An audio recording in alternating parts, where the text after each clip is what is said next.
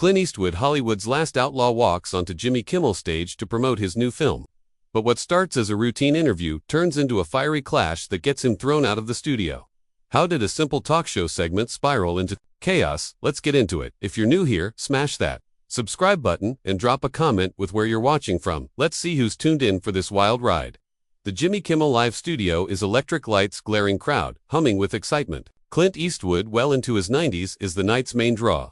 His presence alone, enough to hush the room. He's here for his latest film, a stark drama about a rancher fighting a corporate land grab, a story that's as much about him as it is about the character. His squint, his growly draw, they're still lethal, but Clint's no fan of the talk show game, the forced laughs, the polished scripts. He agreed to this for one reason, to get the word out. Anything else, and he's not playing backstage troubles. Already brewing, Clint's assistant Maggie, a no-nonsense woman who's been at his side for years, senses it. She warned the producers earlier, her voice low, firm. Don't turn him into a circus act. They nodded, but their eyes betrayed them, plotting for clicks, a viral moment to milk his legend. They want him to play along, maybe toss on a prop or crack a self-deprecating joke. Maggie knows better. Clint doesn't bend, not for studios, not for anyone. The producers ignored her, and they'll pay for it. In the green room, Clint's nursing a black coffee, staring at a monitor as Jimmy Kimmel kicks off the show. Jimmy's in top form, his monologue carving up the latest celebrity meltdowns, the crowd roaring. Clint's expression doesn't shift his fingers. Drumming lightly on the chair, Maggie clocks it, that subtle sign. He's sizing up the situation like a gunfighter before a draw.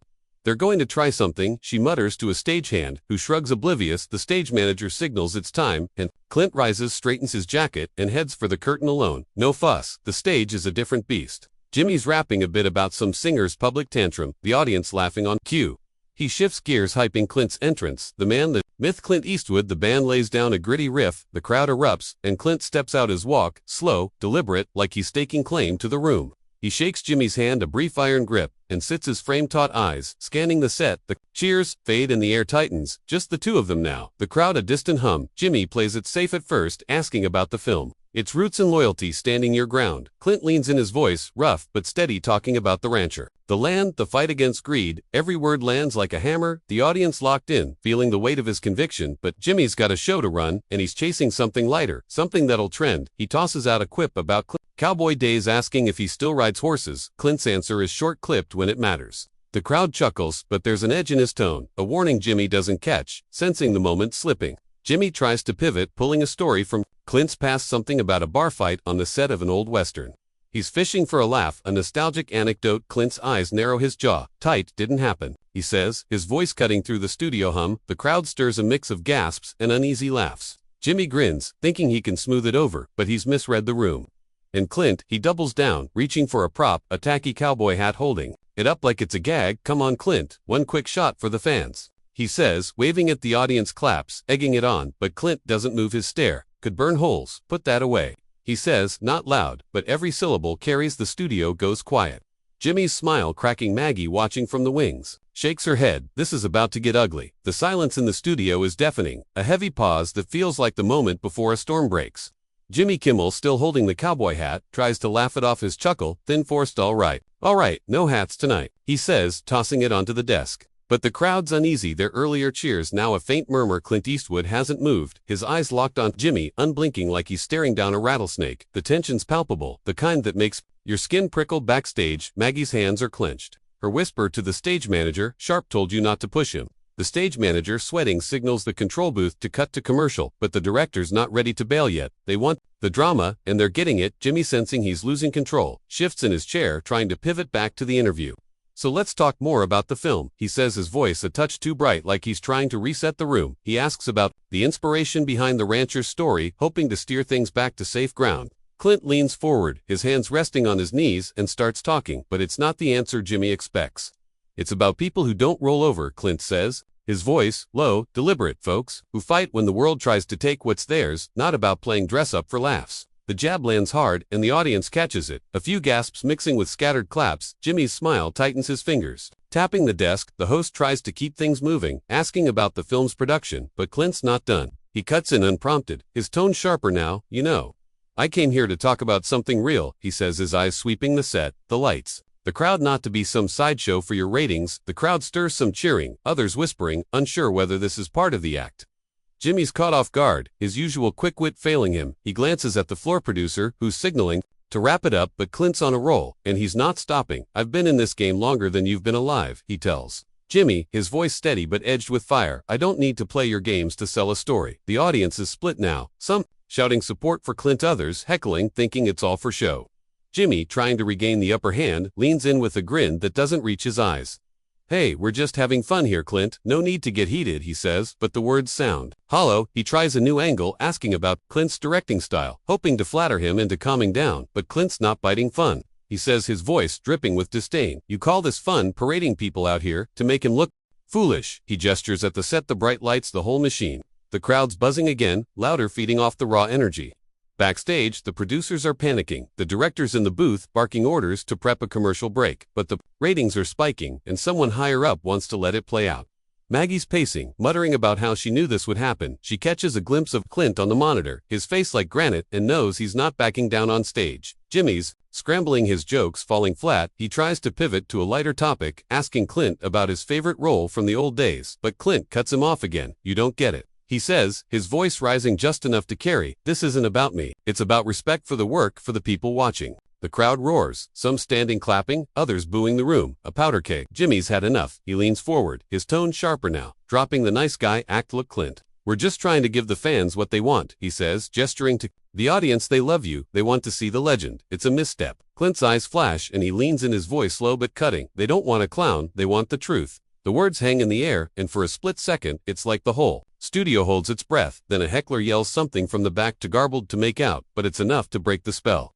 Jimmy seizes the chance, standing up, clapping his hands. All right, we'll take a quick break, folks, he says, forcing a laugh. The band kicks in, but Clint's not moving, his stare fixed on Jimmy, and the crowd's on edge, sensing this isn't over. The band's playing loud and brassy, trying to drown out the chaos, but it's not working. The Jimmy Kimmel live studio is a live wire, the crowd buzzing, some cheering Clint Eastwood's name, others shouting for Jimmy to fight back. Jimmy's standing, forcing a smile, clapping like everything's fine, but his eyes dart to the floor. Producer, who's frantically signaling to cut to commercial. The cameras are still rolling though, catching every second of this train wreck. Clint hasn't budged from his chair, his stare locked on Jimmy, a silent challenge that's louder than the music.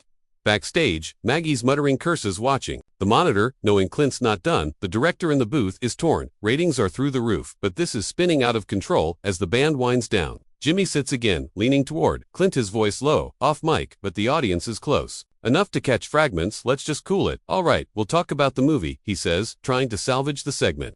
Clint doesn't blink. You had your chance, he says, his voice like a blade, just loud enough for the front row to hear. The crowd stirs phones out, recording the moment, already spreading online. Jimmy's jaw tightens. He's not used to being challenged like this, not on his own turf. He glances at the audience, trying to gauge their mood, and decides to play to them. Folks we love. Clint, right, he says, raising his hands, egging on applause. Some clap, but it's scattered the room, too divided to rally. Clint leans back, crossing his arms, his face unreadable. He's not here to win the crowd. He's here to make a point. The stage manager, hovering near the wings, signals Jimmy to wrap it, but Jimmy's not ready to let it go. He tries one last time to steer things back, picking up a cue card, asking about the film's cast, praising Clint's directing. But Clint had enough of the script. You're not listening, he says, cutting Jimmy off mid-sentence. His voice isn't loud, but it carries, silencing the murmurs. This isn't about the movie anymore. It's about you thinking you can turn me into a prop for your show. The crowd gasps, a few shout, tell him, Clint, while others boo, the divide growing sharper. Jimmy's smile is gone, now his face flushed. He's been in tight spots before, but this is different. This is Clint Eastwood calling him out in front of millions. He tries to laugh, but it comes out strained. Come on, man, it's just TV, he says, spreading his hands, appealing to the audience. We're all here to have a good time. Clint shakes his head, slow, deliberate. Not me. He says, I came to talk about something that matters. You turned it into a circus. The words hit like a punch, and the crowd erupts, half cheering, half jeering, the noise swallowing the set. Maggie, in the wings, nods to herself, a grim satisfaction on her face. She's seen Clint take down bigger egos than this. The director finally calls it. The commercial break, kicking in, the monitors flashing ads. The band stops, and the house lights dim slightly, signaling a pause, but Clint's still in his chair, unmoving like a statue. Carved from defiance, Jimmy stands, whispering something to the floor. Producer, his gestures sharp, frustrated. The audience is restless, some chanting Clint's name, others arguing among themselves. Security's edging closer to the stage, two burly guys in black, their eyes on Clint, but they're hesitant. They know who he is. Maggie steps forward, catching the stage manager's arm. Don't even think about touching him, she snaps, her voice low but fierce. The stage manager nods. backing off, but the tension's only climbing during the break. The producers huddle, voices raised, trying to figure out how to save the show. Jimmy's pacing near the desk, running a hand through his hair, muttering to himself. He knows he's losing, but he's not sure how to turn it around. Clint, meanwhile, sits calmly sipping water. A stagehand brought his eyes, scanning the crowd, reading the room. A few fans in the front row lean forward, trying to catch his attention. One yelling, "You're the man, Clint." He gives a slight nod, nothing more. The break's almost over, and the directors made a call. Let Clint stay, but Jimmy needs to take control. The cameras start rolling again. The band cues up, and Jimmy forces himself back to the desk. His face a mask of professionalism, but Clint's ready for round two, and he's not here to make nice. The studio lights snap back to full blaze. The band's final notes fading as the Jimmy Kimmel Live audience settles their murmurs. A low hum of anticipation. The cameras are rolling again, and Jimmy Kimmel slides into his chair. His smile practiced but strained, like a man stepping back into a boxing ring after a rough round. Clint Eastwood hasn't moved, his posture unchanged, eyes fixed somewhere past Jimmy, as if the host is just a distraction. The crowd's energy is jagged, split between those chanting for Clint and others waiting for Jimmy to land a comeback. Backstage, Maggie's watching, arms crossed, her expression a mix of pride and worry. The producers are on edge, the director's voice crackling through headsets. "Keep it tight, Jimmy, don't let him run the show." Jimmy leans forward, clapping once to refocus the room. "We're back with the one and only Clint Eastwood," he says, his tone lighter than before. Trying to reset the vibe, he dives into a question about the film's cinematography, hoping to ground things in Clint's expertise. But Clint's not here for softballs. He answers, his voice steady, talking about the stark visuals, the way the land itself is a character. Then, unprompted, he shifts gears. "You know what's wrong with places like this?" he says, gesturing at the set. "You think it's all about flash, about making noise. You forget what's real." The crowd stirs, some clapping, others shifting uncomfortably. Jimmy's eyes flicker with irritation, but he keeps his cool, nodding like he's in on their point. "Fair enough," Jimmy says, leaning back, trying to play the gracious host, "but this is entertainment, right? People want a show." He gestures to the audience, fishing for support, and gets a mix of cheers and boos. Clint doesn't flinch. "They want honesty," he says, his voice cutting through the noise. "Not some polished lie you feed him to keep him clapping." The words land like a slap, and the crowd's reaction is instant. A roar of approval from some, jeers from others. Jimmy's smile falters, his fingers gripping the desk. He's losing the room, and he knows it. The floor producer signals to pivot, but Jimmy's pride is in the mix now, and he's not backing down. He tries a different tack, leaning in, his tone sharper. "Look, Clint, you're a legend. Nobody's arguing that, but you're on my stage, and we've got a show to do." It's a challenge, direct, and the audience feels it, their noise spiking. Clint's eyes narrow just a fraction, but it's enough to make the air feel heavier. "Your stage," he says, his voice low, deliberate. "I'm here because I chose to be, not to dance for you." The crowd explodes, some standing, shouting Clint's name, others yelling for Jimmy to push back. Maggie, in the wings, shakes her head, muttering, "Here we go." The security guys edge closer, their hands twitching, but they're still holding back, wary of the optics. Jimmy's had enough. He stands, breaking the host's cardinal rule of staying seated, and points at Clint. "You want to talk respect? How about respecting the people who invited you here?" His voice is loud, now the nice guy mask gone. The crowd's on its feet, the noise deafening, a mix of cheers and boos. Swallowing the set, Clint finally stands slow, deliberate, his height and presence filling the stage. He doesn't raise his voice, but every word carries respect's earned, he says, stepping closer to Jimmy, not bought with lights and applause. The audience loses it. The studio's shaking with their reaction, the director screaming in the booth to cut, but the cameras keep rolling, capturing the moment. Jimmy's show becomes Clint's battleground. The Jimmy Kimmel Live studio is a cauldron of noise.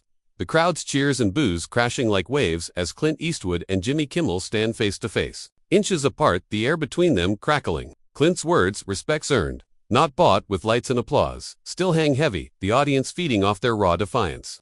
Jimmy's face is flushed, his fists clenched, caught between rage and the need to save his show. The cameras, against the director's frantic orders, keep rolling, broadcasting every second to a stunned audience at home. Backstage, Maggie's eyes are locked on Clint, her expression fierce, ready to step in if things go further south. The two security guards, now at the stage's edge, exchange glances, unsure how to handle a legend like Eastwood. Jimmy breaks the standoff, first stepping back, forcing a laugh that sounds more like a cough. "All right, Clint, you've made your point," he says, his voice tight, trying to reclaim control. He gestures to the crowd, hoping to rally them. "Let's give it up for Clint Eastwood, folks." Some clap, but the applause is drowned by shouts, the room too charged to settle. Clint doesn't acknowledge it, his stare still fixed on Jimmy, like he's weighing whether to say more. The floor producer, sweating, signals security to move in, whispering, "Get him off now." The guards hesitate, but one steps forward, raising a hand toward Clint. "Sir, let's take a walk," he says, his tone cautious, respectful. Clint turns, his eyes locking onto the guard, and for a moment, it's like the set freezes the crowd, holding its breath. Don't, Clint says, his voice low, not a threat but a command. The guard stops, hands up, backing off. Maggie pushes through the wings, her voice cutting through the din. He's leaving when he's ready, she snaps, glaring at the producer, but Clint raises a hand silencing her. He looks at Jimmy, then the audience, his expression unreadable. I said what I came to say. He tells the room, his voice steady, final. Then without another word he turns and walks off stage, his stride slow, deliberate, the crowd erupting in a mix of cheers and stunned murmurs as Jimmy's left, standing alone, the band scrambling to play something, anything to fill the void. He forces a smile, waving to the crowd. Well, that was something, huh? He says, his voice shaky, trying to spin it into a joke. The audience laughs, but it's uneven, the energy fractured backstage. The producers are in chaos, the director yelling about damage control, while Maggie follows Clint to the green room where he grabs his coat. Calm as ever, told him not to push you, she mutters. Clint just nods, his eyes distant, already past it. Outside, the internet's exploding, clips of the clash going viral, fans and critics picking sides. The show limps to its end. Jimmy rushing through the next segment, his usual charm, off-kilter. The story of Clint's exit overshadows everything. A moment that'll be dissected for years. The night a legend walked onto a talk show and refused to play the game. As Clint steps into the night, the studio behind him buzzing with fallout, it's clear he didn't just leave. He drew a line, one that Hollywood won't soon forget. That's the story, folks. What a wild ride. If you loved this deep dive, hit that subscribe button to catch more stories like this. We're building a community that loves the real stuff. Drop a comment below. Let me know where you're watching from, maybe Los Angeles, Tokyo, or somewhere off the grid. Tell me what you think. Was Clint right to stand his ground, or did he go too far? Like the video, share it with your friends, and I'll see you in the next one. Stay curious, stay real, and I'm